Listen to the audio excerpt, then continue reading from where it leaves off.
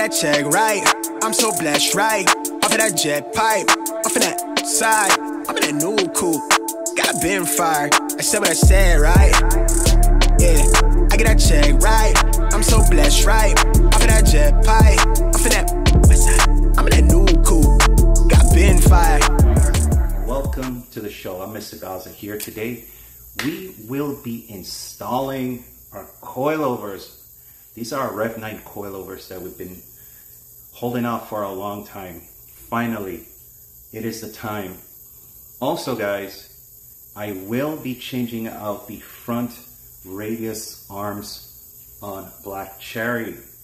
The radius arms is basically, it acts as a support when you hit the brakes. The suspension doesn't go forward or backwards. And this is what we are going to do. Of course, you know, guys, this is done through the support of our viewers and viewers like you. If it wasn't for you guys, we wouldn't be able to do this. You're my inspiration. And guys, let me tell you something. Nothing gives me more inspiration than to see you guys hit that subscribe button. Guys, hit that subscribe button and also smash the like. And also that notification bell, select all on that notification bell.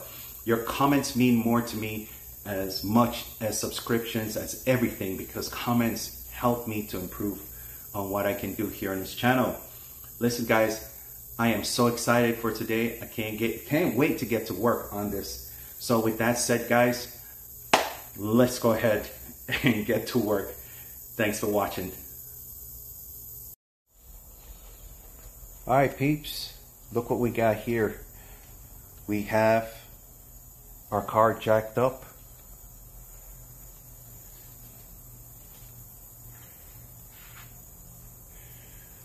Nicely jacked up. And something I want to show you guys. I mean, I know back in the early 90s with suspensions and stuff like that, their stuff wasn't really advanced. Basically, they were like more into dampening and stuff like that. But look at the space with the car fully off the ground. This is four-wheel drive travel right here. With a proper coilover setup, it should be like right here, even off the floor. That's what I think. But with a travel like this is crazy. So this is what I'm going to be looking in today and getting this all corrected, even off the floor. This wheel will be right here, the max right there. The radius arm that I'm talking about is this piece right here.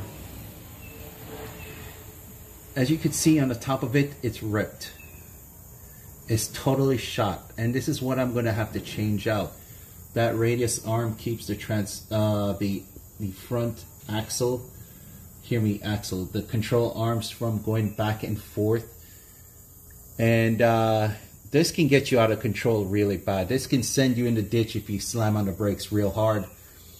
We will be pulling off the bottom brace.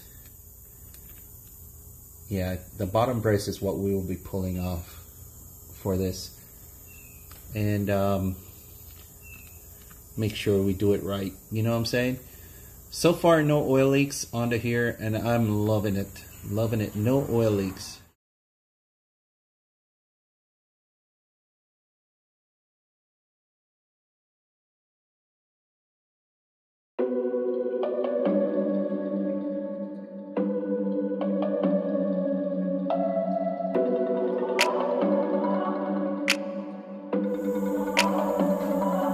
Here we go. We have the car wheels off.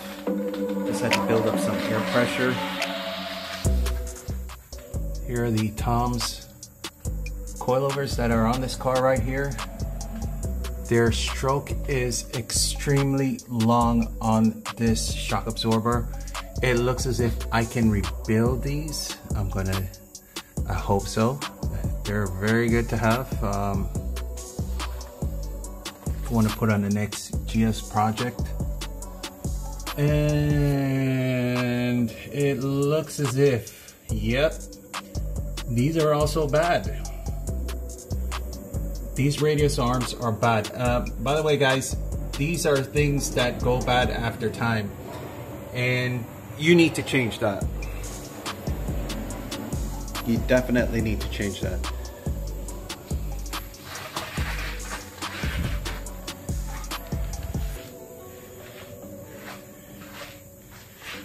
So we have the strut mount tower right here. Beautiful, huh? Look at a beautiful engine, will you? Good Lord.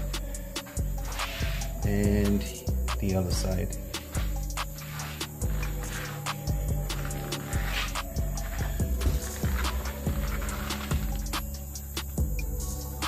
And here we go.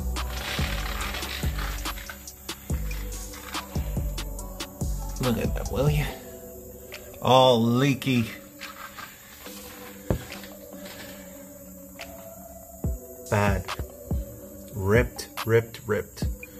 This is why I was pulling to the left side all the time I hit that brakes.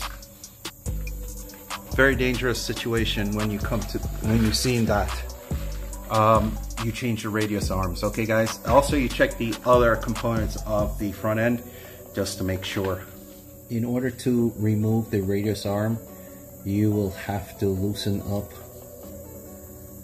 1, 2, 3, and 4, and 2 up front, and the 4 on the other side. You're gonna have to basically remove the entire bar. This is the lower brace for the chassis and the motor, and tape frame.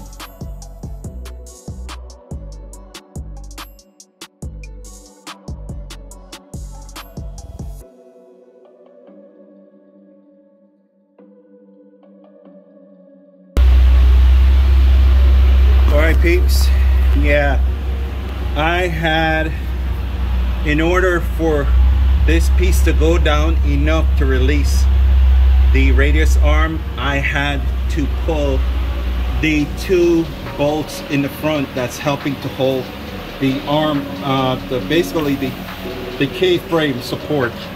And this goes right in here, and there's 2 bolts, one on the arm, the control arm, and one behind it. You pull those 2, okay?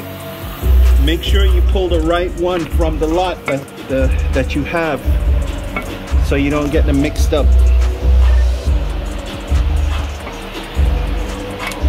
And this is what we have right here. Really? Oh, hold on, let me get some light here for you.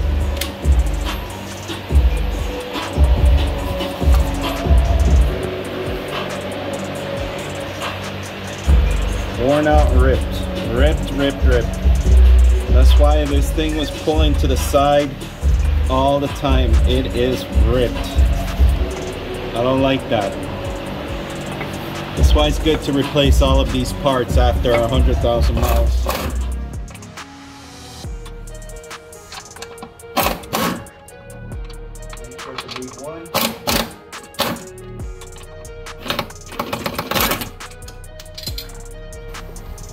Now that the strut is dropped, now we're going to pull the control arm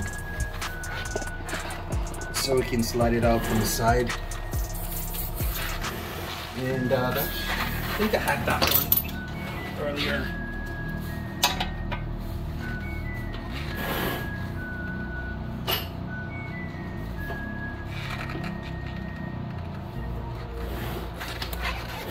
Oh well, let me see if I can find one. See, I had it.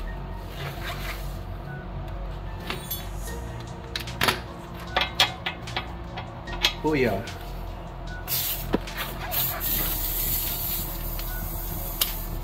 Alright, now we're gonna do this. way. Not all the way off, okay guys?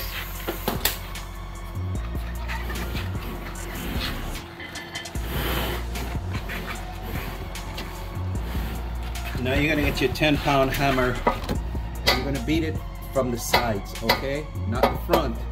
That's why you have these little tabs here so they can take a beating. There you go. She dropped.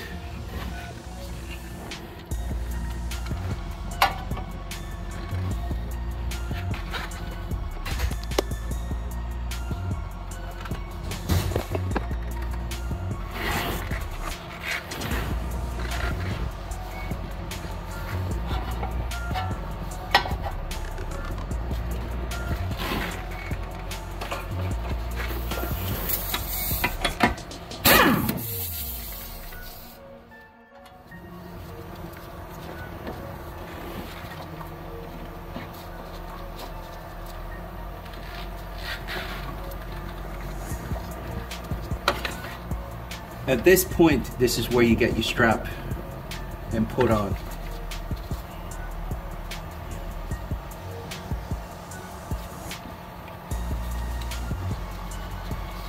The very strap that you use to take your oil filter off.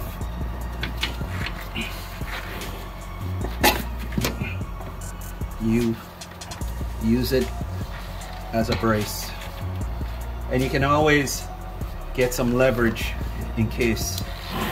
Okay. All right.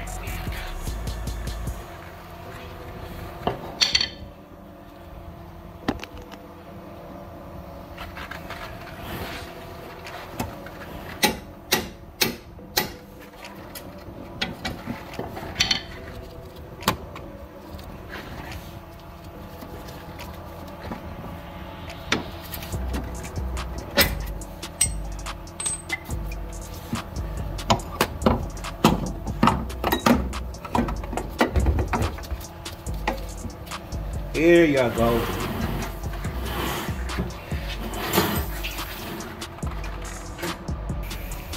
This is how it looks when it's all clear.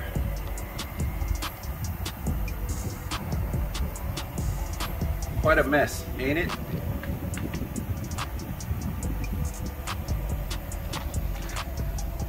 It's a lot of fun. It's a lot more easier when you take this out the way. Now that we have our strut out of the way, just like the other side, we're gonna put this at 20. Okay, 20. Or actually no, I think I should put it at 21.2 because you have to take into consideration now that there's not going to be anyone sitting on the passenger side most of the time, so you're going to have to compensate for weight. You are going to sit in the car all the time, the driver, so you may have to put this side, instead of 20 like the other one, put it at 20.2.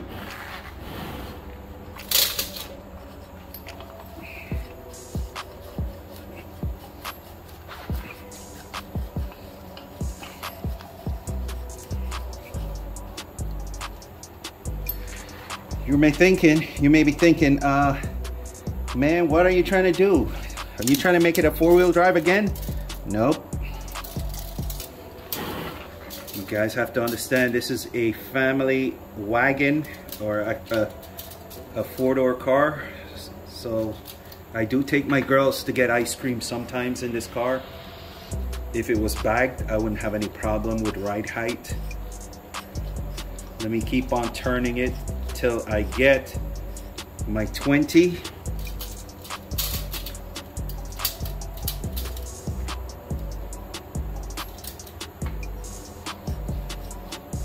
This thing is amazing.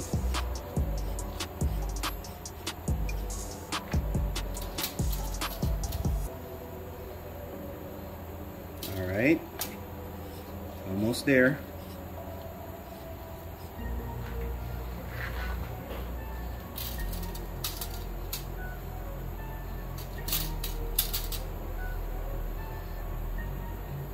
perfect. It is at 20.2. Very good. I'm gonna close this off.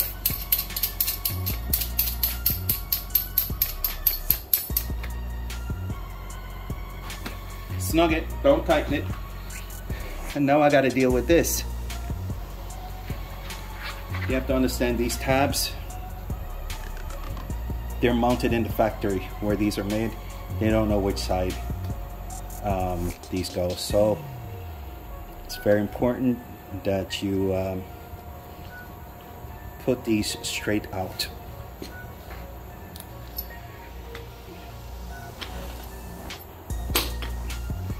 All right, whenever you're mounting these, you want the REV9 to be facing outwards, right at you, okay?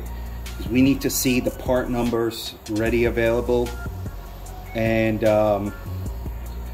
for this, you want this to be like that, not like that, not like that. You need it to be like that.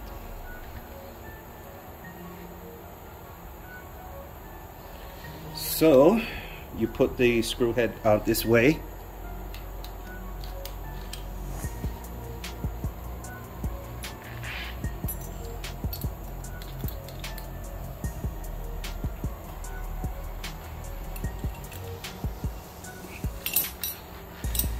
That's tight. Also tighten this. Snug it.